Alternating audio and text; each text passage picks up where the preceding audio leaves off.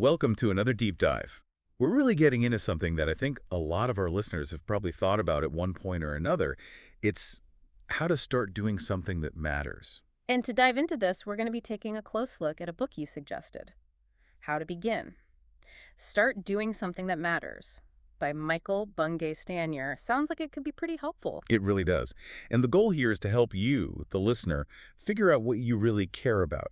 We'll be breaking down Stanier's ideas into clear, actionable steps so you can actually use them to get started on those big dreams. Sounds good to me. And one of the first things Stanier does is sort of highlight our limited time on this planet.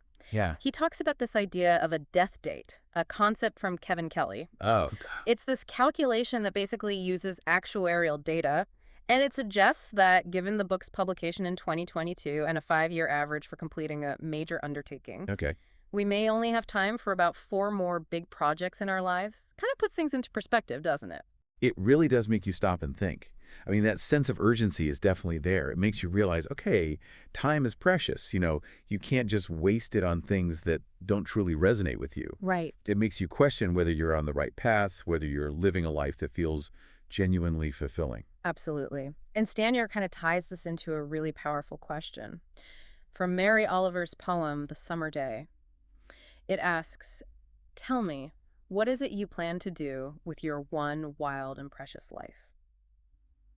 It's about really leaning into life rather than just existing. I love that quote. So, okay, we have a limited amount of time, and we're supposed to do something meaningful with it. Where do we even begin? Well, this is where Stanier's idea of being doubly ambitious comes in. Okay, doubly ambitious. What does that mean? It's about being ambitious not only for yourself, but also for the world around you. So you're aiming for personal growth, not just in terms of money or status, but in terms of unlocking your true potential. And then you're also asking, will you give more to the world than you take? That's a big question. It is, but it doesn't have to mean like changing the entire world.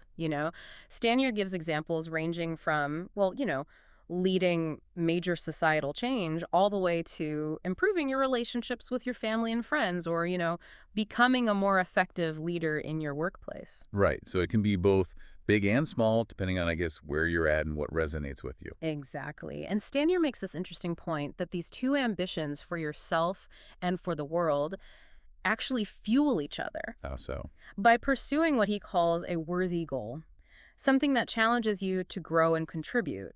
When you do this, you're naturally expanding your capabilities, you're gaining new understanding, you're maturing as an individual.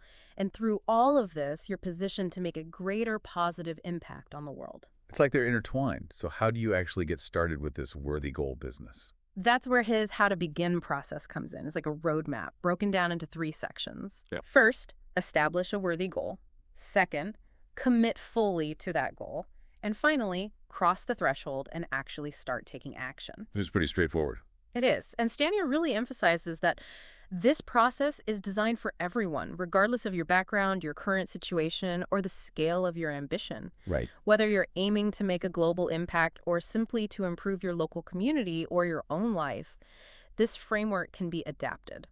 I like that. It's inclusive. It's for anyone who feels that pull, that ambition to make a difference. And let's be honest, probably also that resistance holding them back. Right? Yeah, for sure. He acknowledges that a lot of people who pick up this book feel both the ambition and this kind of internal friction. And what I find intriguing is his take on a good process, like the one he's outlining in the book. It needs to be loose enough to allow for personalization. Because everyone's different, Right. But it also needs to be tight enough to prevent you from getting sidetracked. And ideally, it should be elegant, simple, approachable, and scalable, adaptable to different situations. That makes sense. So let's talk about the first phase, defining a worthy goal. Stanier breaks it down into 3 crucial elements: thrilling, important, and daunting. Thrilling, important, daunting. Okay, let's unpack those. Okay, so thrillingness is about having that genuine excitement for the goal. It's what keeps you motivated, what makes you want to jump out of bed in the morning and work towards it. It's that internal spark, right? It's the antidote to feeling obligated or like you should be doing something. Exactly. Then there's important. This is about connecting your goal to something bigger than yourself.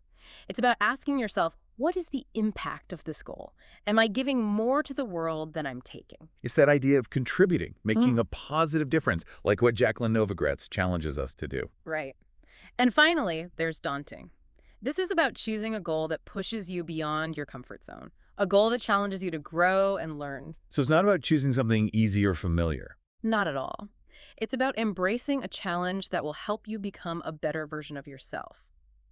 And Stanier is adamant that all three of these elements need to be present in a worthy goal.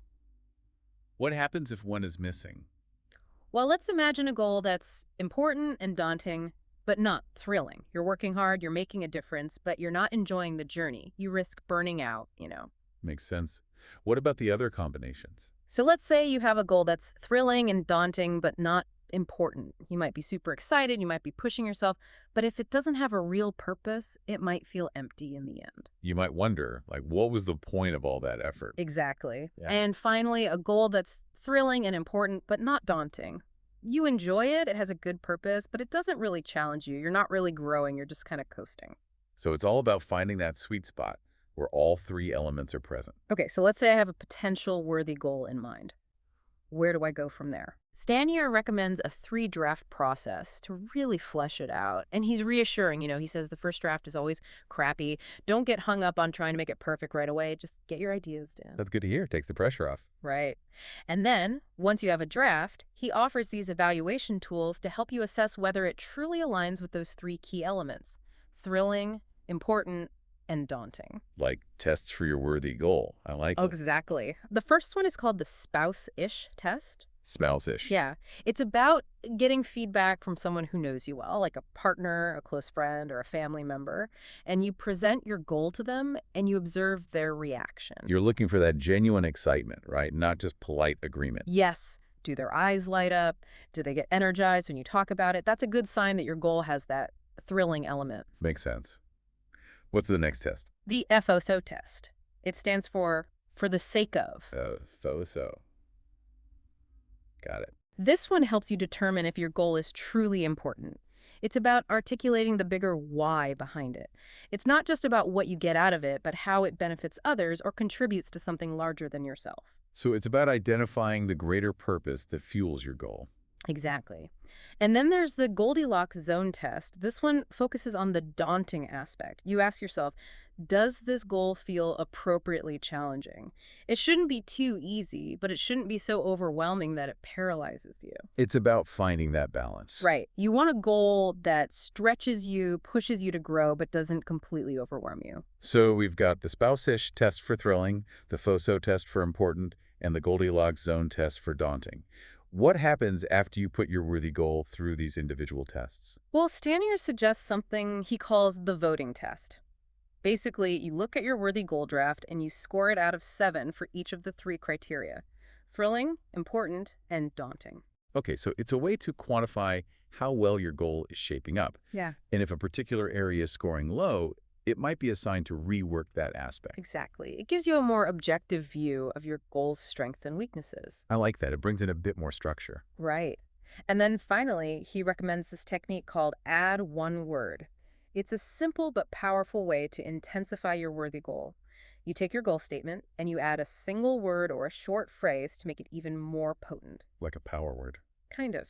Stanier provides categories for these words, such as commitment, reach, time, scope, standard, or outcome. It could be something like adding relentlessly to emphasize your commitment, or maybe specifying a time frame to create a sense of urgency. That's so interesting how a single word can completely shift the energy of a goal. Exactly. It can add more clarity, more ambition, more focus. Yeah. So once you've spent some time defining your worthy goal and you feel good about it, it's time to move on to the next phase, which is commitment. Okay, commitment. But before we even get into that, Stanier makes a point of emphasizing the need to understand where you're currently at. Right. You have to take stock of your current situation before you can fully commit to a new journey. This includes acknowledging any false starts, past attempts at similar goals that didn't quite pan out. Oh, I get it, like learning from your mistakes. Exactly. We all have them. But instead of viewing them as failures, we can see them as valuable learning experiences. What went wrong? What could you do differently this time? It's about understanding those patterns, those points where we tend to derail, maybe even those limiting beliefs that hold us back. Absolutely. And then there are what Stanier calls mosquitoes. These are the things you're currently doing or not doing that are actually working against your worthy goal. They might be subtle, but they're draining your energy and hindering your progress. So, like bad habits, distractions, maybe even certain relationships that aren't supportive? Exactly. It's about identifying and addressing those mosquitoes so they don't sabotage your efforts. It's about clearing the path, making space for this new commitment. Precisely. And to get even clearer on what you're committing to, Stanier suggests weighing the prizes of not pursuing your goal against the punishments of remaining in the status quo. Prizes and punishments. Okay. Break that down for me. So the prizes are the comforts and benefits you get from staying where you are. Maybe it's a sense of security, avoiding potential failure, or maintaining relationships that might be challenged by this new path. It's the comfort of the familiar, even if it's not truly fulfilling. Right. And then there are the punishments. These are the costs and risks associated with not pursuing your worthy goal. Maybe it's the regret of not trying, the feeling of stagnation, or the missed opportunities for growth and contribution. It's about recognizing what you stand to lose by staying stuck. Exactly. And to make this assessment even more tangible, Stanier recommends a simple exercise called tipping the balance. See, how does that work? You take a sheet of paper, draw a line down the middle. On one side, you write down the 3 best arguments for staying put. On the other side, you write down the 3 best arguments for going for it. Interesting. It's like a visual representation of the decision. Exactly. And as you list those arguments, you might find that one side naturally starts to feel heavier, and that can give you some valuable insight into where your heart truly lies. Okay. So let's say we've defined our worthy goal, we've committed to it, and now we're ready to move into the final stage, crossing the threshold. What does that entail? This is where you start taking action. And Stanier introduces this really fascinating concept from Robert Keegan's model of self-growth. It distinguishes between U plus and U 2.0. U plus and U 2.0. Sounds intriguing. So U plus represents development within your current stage of growth. You're learning new skills, expanding your knowledge, but you're essentially operating within your existing framework. Oh. U 2.0, on the other hand, represents a transformative leap to a whole new level of being. It's about fundamentally shifting your perspective, your understanding of yourself and the world. So a worthy goal, if it's truly challenging, can actually catalyze this kind of transformation. That's exactly what Stanier suggests. It forces you to step outside your comfort zone, confront your limitations, and develop new capacities. He uses this really cool metaphor, too, the concept of breaking and the Japanese art of kintsugi. Oh yeah, where broken pottery is repaired with gold, right? Exactly. It becomes even more beautiful and valuable because of the cracks. And that's kind of like what happens when we pursue a worthy goal. We encounter challenges, we might even stumble or break at times, but those experiences, those scars, they become part of our story. They make us stronger, more resilient, more interesting. It's a beautiful way to look at it. Right. And to really appreciate the journey, Stanier advises taking some time to catalog the prizes of undertaking this worthy goal. What are the benefits, the rewards that you're likely to reap along the way? And he connects these prizes to fundamental human needs like affection, creation, freedom. Right. And also to individual qualities like courage, resilience, or compassion. It's about recognizing the deeper fulfillment that comes from pursuing something meaningful. But he's also realistic. He acknowledges that there's going to be some sacrifice involved, too. Of course. And he poses this really important strategic question to help you navigate that. If you're saying yes to this, what must you say no to?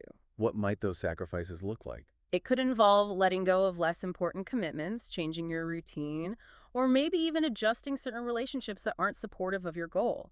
It's about making conscious choices to create space for what truly matters. Okay, so we've defined our worthy goal, we've committed to it, we've crossed the threshold. Now, how do we actually make progress?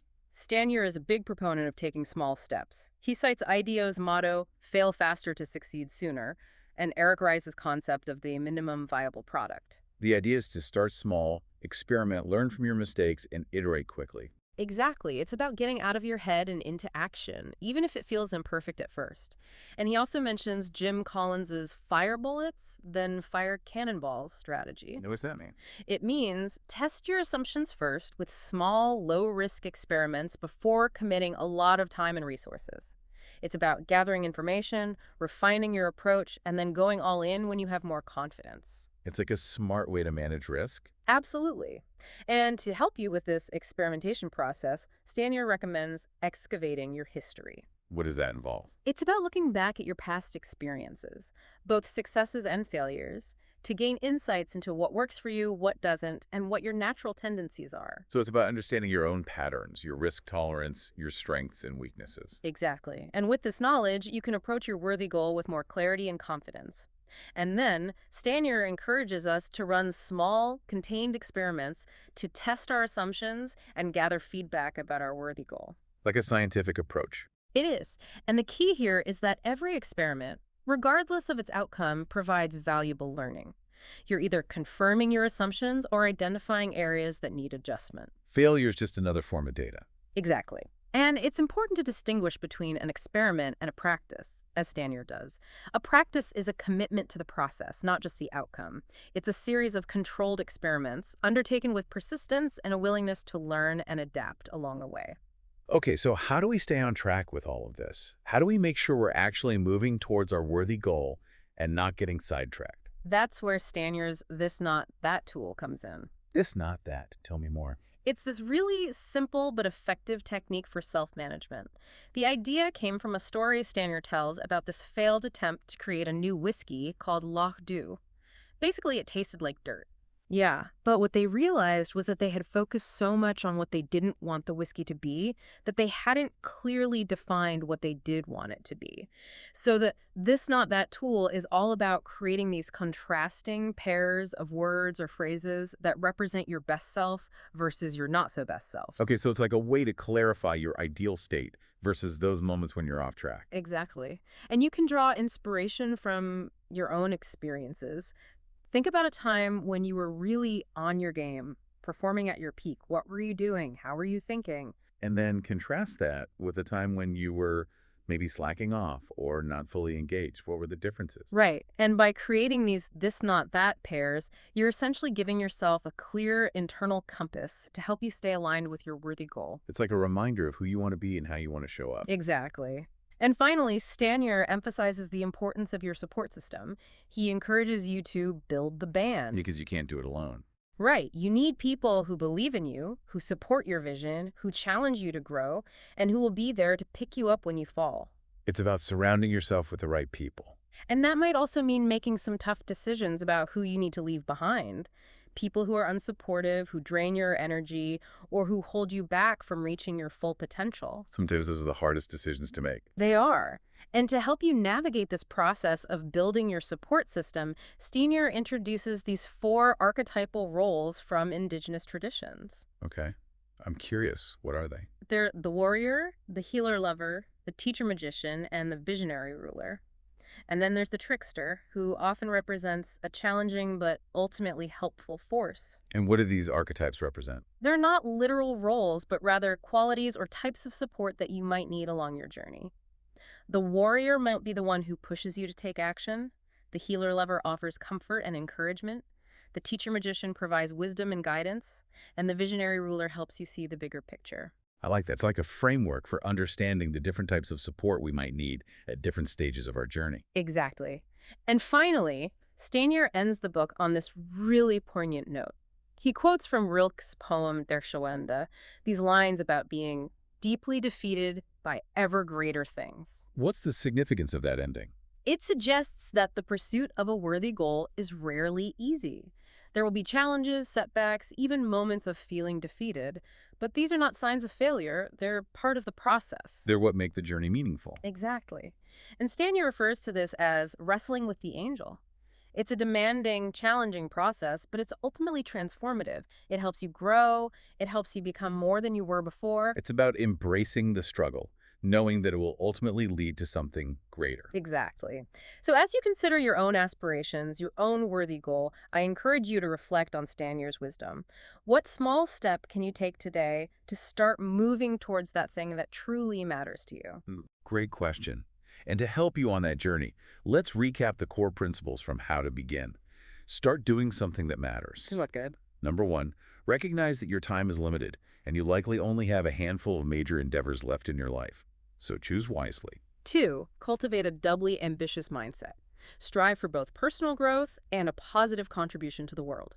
3, embrace Stanier's 3-stage process. Define a worthy goal, commit to it, and cross the threshold into action. 4, make sure your worthy goal is thrilling, important, and daunting. This will ensure that it sustains your motivation and leads to both personal and external impact. 5. Utilize the drafting process and the evaluative tests Stanier provides to refine your worthy goal. Don't be afraid to iterate and experiment. 6. Honestly assess your current situation. Acknowledge past false starts and identify any mosquitoes that might be holding you back. 7. Weigh the prizes of not pursuing your goal against the punishments of remaining in the status quo. This will help you make a more informed decision. 8. Recognize that the pursuit of a worthy goal is a journey of self-discovery and transformation. It will challenge you to grow and evolve in ways you might not even imagine. 9. Adopt a strategy of taking small, experimental steps and commit to a consistent practice. Don't get hung up on immediate outcomes. Focus on learning and adapting along the way. And finally, number 10, intentionally build a support system. Surround yourself with people who believe in you, who support your vision, and who will be there to celebrate your wins and offer a helping hand when you stumble. Some great takeaways there. Hopefully our listeners can use this as a springboard to begin their own journey towards something that truly matters. I hope so too. This book is packed with so much wisdom and practical advice, it's definitely worth checking out. Absolutely. So until next time, keep diving deep and don't be afraid to start doing something that matters. We'll see you then.